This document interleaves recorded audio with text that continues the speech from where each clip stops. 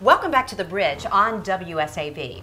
Have you ever felt just not right? Maybe you're experiencing symptoms and you know how it goes. You go to the doctor, you take all of these tests, and they tell you nothing's wrong with you.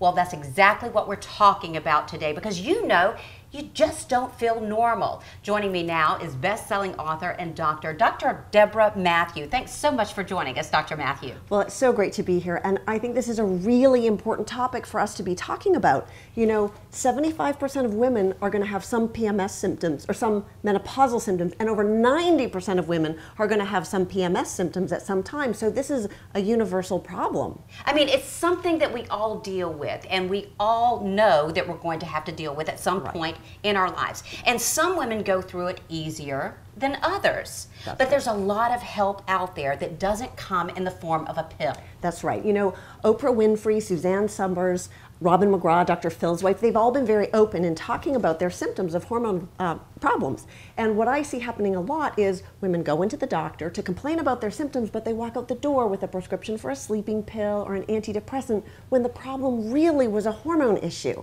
And sometimes it's hard to know. Because some of these symptoms that we're talking about now, you know, you hear about the hot flashes and maybe you have some mood disorders and things like that. Yeah. These are all things that can be dealt with on a natural basis. That's right. So we have a quiz that your viewers can take to know whether their symptoms might be from a hormone problem. So should we take the quiz? Let's do that. I would love to do that. Okay.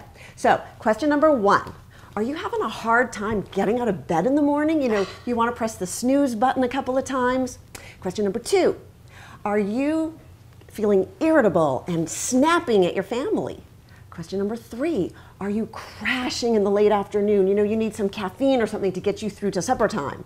Question number 4, have you lost interest in sex? Question number 5, are you having a hard time staying asleep at night, you know, waking up at 2 a.m. and at 4 a.m.? Question number 6, are you struggling with your weight and that darn belly fat? Question number 7, are you forgetting things like why you walked in the room and where you left the car keys and what was that word that you wanted to say? Question number 8, are you feeling anxious for no good reason?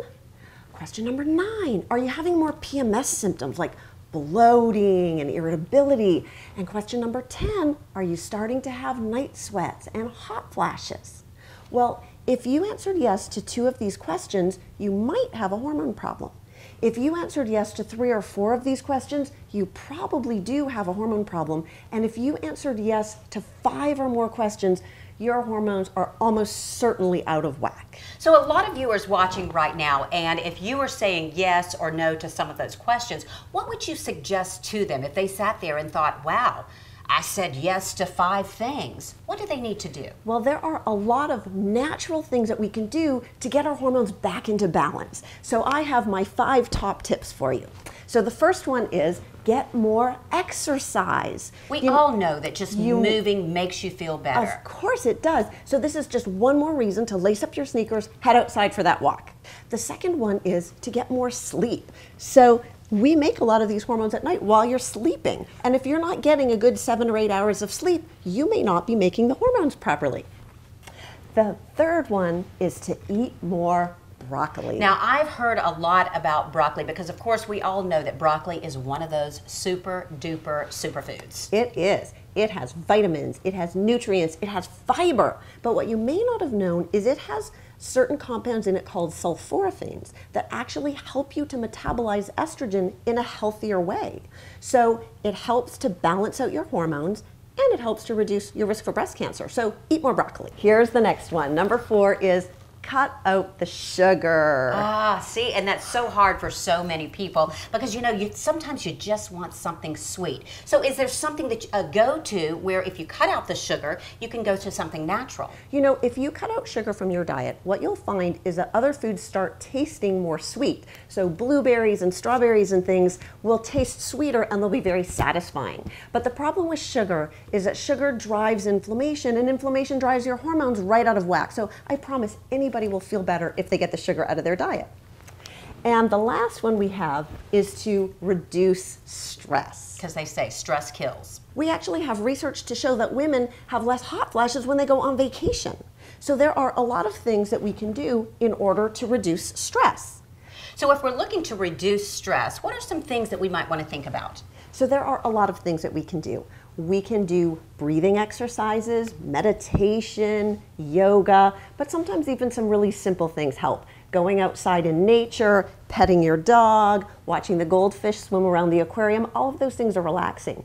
Cortisol is your stress hormone, and when you're stressed, cortisol levels go up, and cortisol knocks all of your other hormones out of whack. So if we can calm down the stress, it allows your other hormones to be more balanced.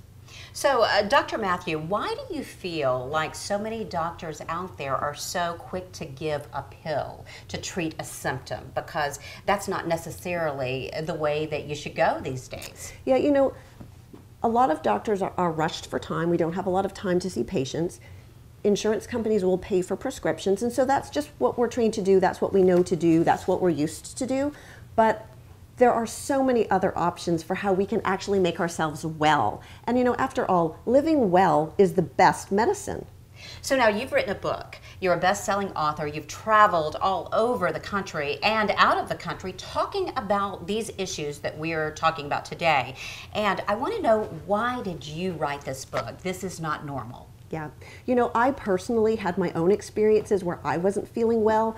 I was exhausted, I was irritable, I was snapping at my kids, I wasn't always so nice to my husband.